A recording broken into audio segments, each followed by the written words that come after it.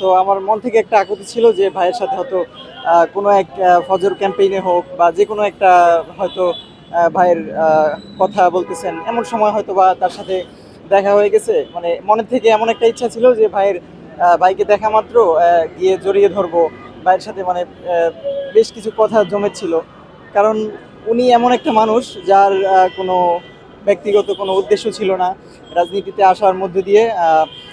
যত স্বার্থ থাকে এ ধরনের কোনো স্বার্থ হাদি ভাইয়ের মধ্যে ছিল না, এটা আমিও জানি, আপনি জানেন, সবাই জানে।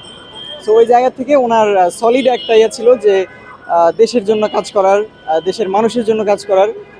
সো ওই জায়গা থেকে হাদি ভাইয়ের প্রতি যে আবেগ, এটা সবার সবার ক্ষেত্রেই সেম। সো এটা আসলে হাদি ভাইয়ের শূন্যতা, এটা কখনোই পূরণ হওয়ার মতো না। কিন্তু একটাই আমাদের ইচ্ছা থাকবে যে তরুণ প্রজন্ম আমরা যারা আছি, আমাদের ওই হাদি ভাইয়ের ইচ্ছা আকাঙ্ক্ষা ওইটা আমাদের ধারণ করতে হবে।